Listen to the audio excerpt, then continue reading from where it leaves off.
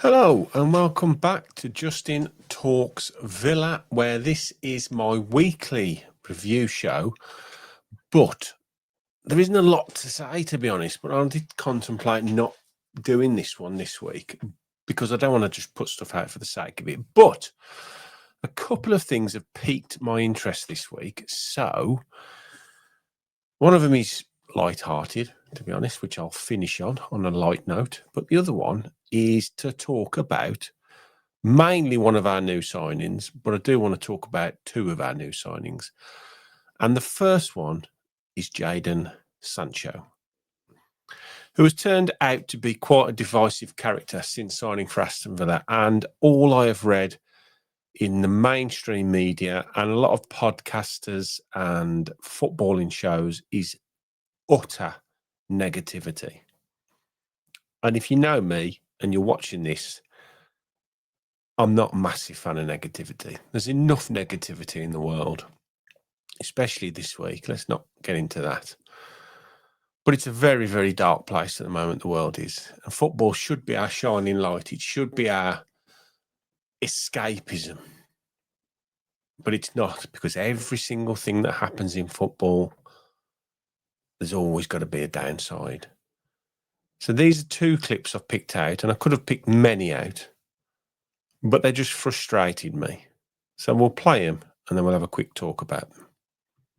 Breaking news.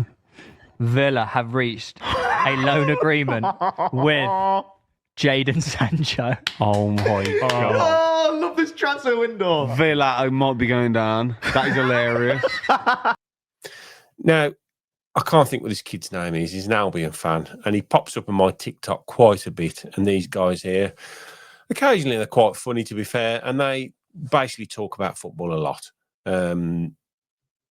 But the attitude of signing one player to have that response, I think, is totally out of context with what kind of player Jadon Sancho could be. And there's always a caveat because we don't know yet. But if you carry on listening to how he words his opinion on Sancho and what impact he thinks it'll have on Villa.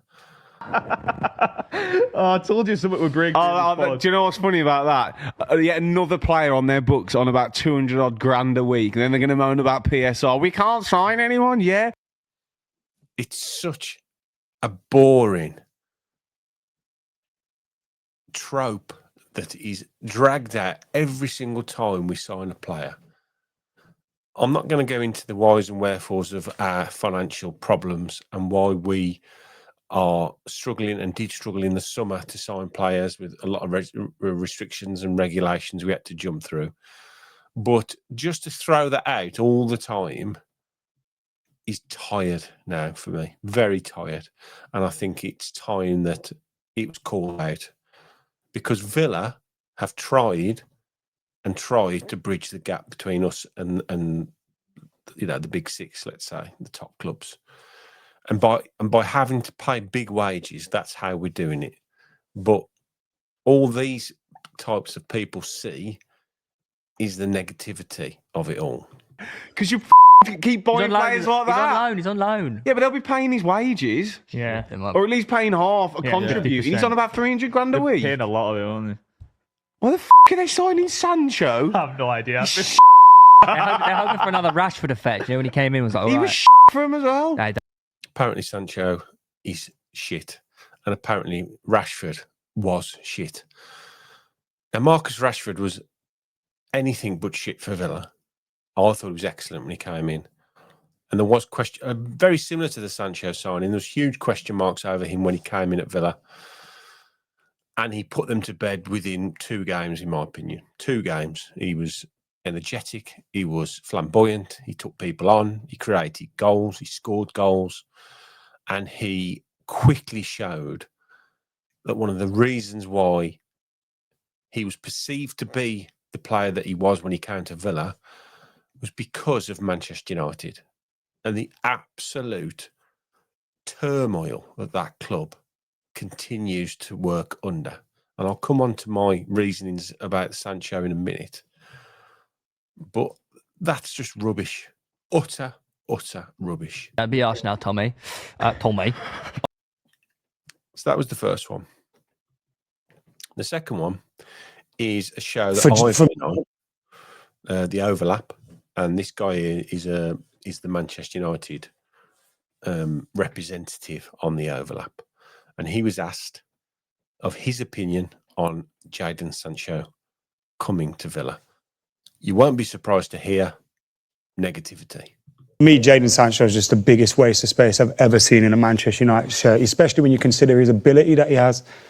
For him to just be so... talking about freedom when he left Chelsea, and then you look at him now barely getting off it to leave the club. I just think he's a disgrace, and I can't wait to see the back of him. Disgrace. A disgrace. Let me just give you some statistics here. Jadon Sancho signed for Manchester United in July of 2021 after scoring 50 goals in 137 games in the Bundesliga and being a monumental success as a young kid. I mean, he went to Dortmund at 17 and he left Dortmund at 20. So when most people of that age are still trying to break through into first teams, he had 3 years at Dortmund, which was incredible, which gave him that platform for big clubs to look at him. Now, Manchester United signed him in July 2021 for a reported £73 million. Huge fee. But they were buying a 20-year-old who had burst onto the scene and was incredible at Dortmund. So I pretty much guarantee you, if you could find a clip from this guy here, when Sancho signed, he would have been waxing lyrical about Jadon Sancho. Now, Ole Gunnar Solskjaer signed Jadon Sancho for Manchester United. He lasted 4 months and was fired. Michael Carrick came in for 1 month as caretaker manager. He was then relieved when they brought in what they perceived to be the permanent replacement, which was Ralph Rangnick, who lasted till the end of the season. Caretaker, possibly. But that was the third manager in one season. And then by the May of 2022, so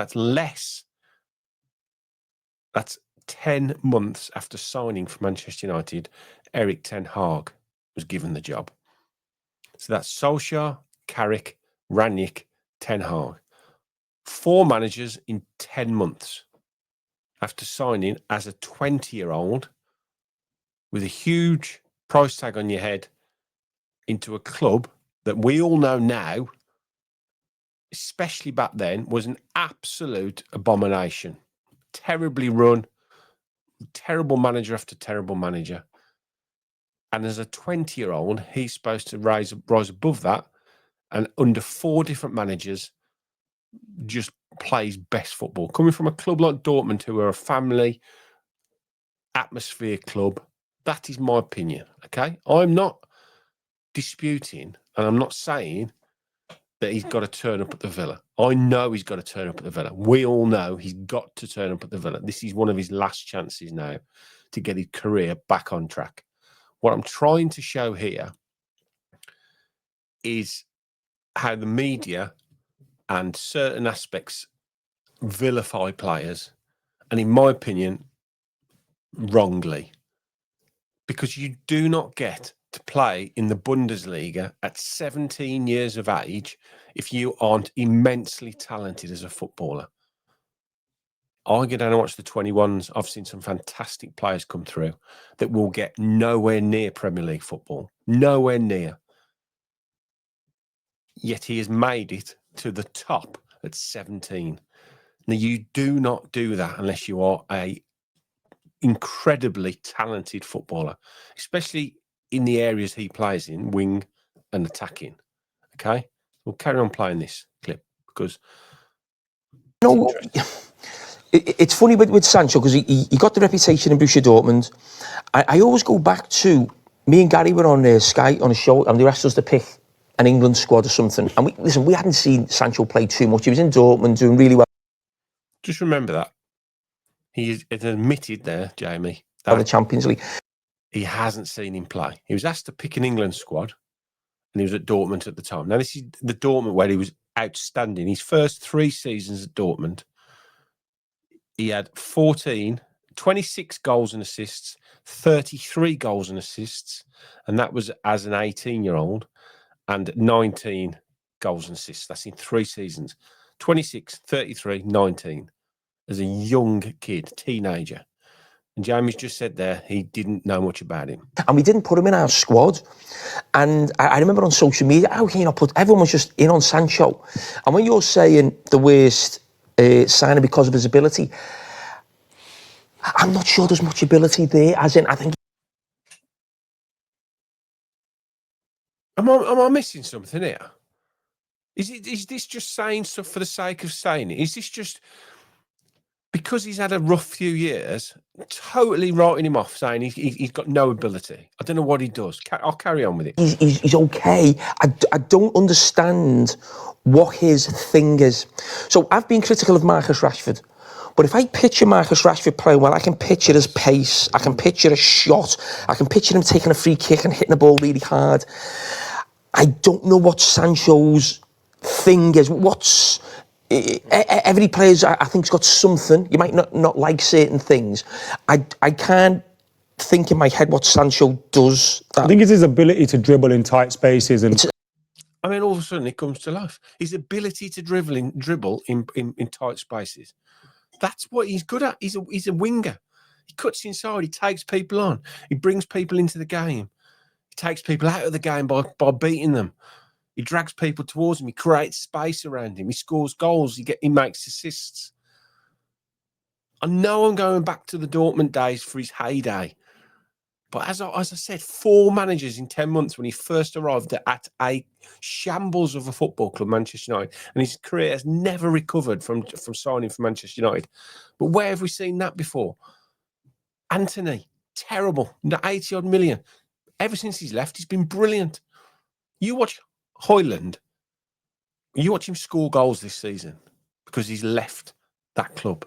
It is unfair to label him the way they label him. It is a boring, easy trope just to keep Sancho's finished. He's done. He's rubbish. He's terrible. What I'm trying to say is there's a player there. Unai Emery knows there's a player there, and he's backing himself to get the best out of him. Because if we can unlock Sancho again, and I'm not saying that's going to be easy. I'm not saying that we're just going to wave a magic wand and Jadon Sancho is going to revert back to the player he was at Dortmund. That's not what I'm saying. I'm saying it is unfair to say a player is rubbish, he's got no ability, and he's the worst signing Manchester United have ever made without properly delving into some of the reasons potentially behind why that is. You put a 20-year-old who had lived in a different country, just fly him in somewhere with a huge expectation on him, and then the man that has bought him and sold the dream to him, he's gone within 4 months. Then another man comes in, then he's gone. Then another man comes in, then he's gone. How on earth can you get anything out of those players? It's utterly insane. I've never seen it in my life. Never seen it in his life. Never seen it. Jamie Carragher, a top football pundit, hasn't got any idea what Jadon Sancho is capable of. It's boring. And it's tired. And I don't understand why it continually keeps getting rolled out all the time. This is Jadon Sancho's career. Came through as a kid at Man City. As a 16-year-old. Okay? Premier League 2, he makes his debut. Doesn't make the first team. But Dortmund see something in him and they go and buy him. 17. End of the season. 1 goal. He has 1 game, 1 start, 1 goal. 17. Second season. 12 games, 7 starts, 1 goal, 4 assists. Not bad. 17-year-old. First full season as a professional footballer. 18 years old. Next season, finishes runners-up in the Bundesliga. 34 games, 26 starts, 12 goals, 14 assists, 26 goal contributions in his second full season. Well, let's say his first proper full season as an 18-year-old. 19 next season, runners up again. 32 games, 25 starts, 17 goals, 16 assists, 33 goal and assist contributions in that season. And then the season after, 20 years of age, they finished third, 24 starts, 8 goals, 11 assists, 19. Now, I'm not having it that he has got no ability at all. Unai Emery is not going to take a risk, I don't think, on a player he doesn't believe he can get something out of. I do firmly believe that. And all I'm asking for, and I know it'll happen, is the Villa fans get behind him. That's what I'll be doing. Because I'll be wanting to see the Dortmund Jadon Sancho. Now it's on his shoulders. It's on him to do this. It's not on us, but it's our job to support him, to give him the platform to go and express himself. Now, the first few games are critical. We know that. It's not been plain sailing for the kid since he come back to England. You can see that here. Man United, first season, 6th, 20 starts, 6 goal contributions in 20 games. Second season, didn't do too badly. 21 starts, 6 goals, 3 assists, 9. It's not brilliant, but 9 in 21 games, 21 starts. That's one every other game, isn't it? And you got back on loan, Bundesliga, only starts 11 games, 4 goals and assists. Man United, back there, doesn't really do much. Then the 24-25 season goes to Chelsea. 19 starts, 7 goals and assists. Again, it's not incredible, but it's okay. It's okay. It's more than Jacob Ramsey got. But everybody didn't want Jacob Ramsey to leave. That's more than he got in the Premier League. 7 goals and assists. I just want to give the lad a chance. And I think it's such an easy thing. Just his name now is mud in the game. And people laugh.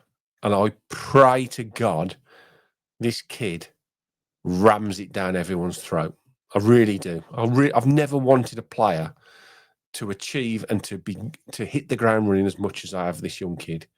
Because I'd like to think if he was my son, I'd be saying, this is your chance now, son. This is it. This is your opportunity. You do not play for these clubs and have that CV if you are not a very gifted footballer. So that's my little rant on Jadon Sancho. You might disagree. That's fine. But I just wanted to put that out there. Okay? Is that fair? Right. I feel like I've been exercised a bit there. I feel a little bit cathartic after talking about Jadon Sancho. I've got it off my chest. That's what I wanted to do. But the other player, obviously, that we've signed in the window, who we're all excited about, is Harvey Elliott. Now, I've just got a few of his stats up ready to compare with him with Sancho. Not that I'm directly comparing them, but I'm just trying to give an idea of where we're sort of at. This is per 90 stats in their whole career. So we look here. Obviously, Elliott's played less games because he's younger. But if you look, at where Sancho is in his whole career, 153 starts, 207 games, 153 starts, and his goals and assists over his whole career is 0.71. That's per game. So 0.71 goals and assists per game over a 207 game career. He has got ability. Everybody's raving about Harvey Elliott, and rightly so. Fantastic footballer. 136 matches, 66 starts, 0.46. There's, if we go back to the stats here, so this is non-90 stats. This is just his stats overall. So 51 goals, 109 goals and assists for Jadon Sancho in 153 starts, and 66 starts for Harvey Elliott, and he's got 33 goals and assists. you know, it's good. They're both very good players. I can 100% see why both of them have been brought into Villa. And if we could just unlock Sancho with the likes of Morgan Rogers, who was absolutely outstanding for England the other night, then, you know, this jittery start to the season I'm going to have that we've had, hopefully can just disappear off. So these are interesting statistics. This is progressive passes. This is Sancho on the top and Elliott on the bottom. This is progressive carries in a game. So 810 progressive carries. So if we look again at the 90 stats, excuse me. So over his entire career, his progressive carries average out of 5.25 per game. So that's at least 10 yards. So that's good. Progressive passes per is 5. Received the ball progressive is 11 times per game. You know, the stats, considering how everybody talks about him, then I just, to actually physically look at these statistics, I just wanted to show that I think we could have a bargain. Now, everybody might be shouting at me in 3, 4, 5 months' time saying, no, we haven't. He just hasn't done it for Villa. And that'll be on him. But I think to have a player in, and as a lot of people have done, write them off before they've kicked a ball, I think he's bitterly unfair. So, right, this I'm going to finish on now. It's not going to be a long one on this, which is really, really exciting. If you are like me and you love your Villa gear, as you can see, then you will be pretty excited to see what has been announced. We knew it was coming, but we didn't know when. But it's here. Terrace Icons are now imminent, and I cannot wait for this drop of this merch, which I just am so excited about.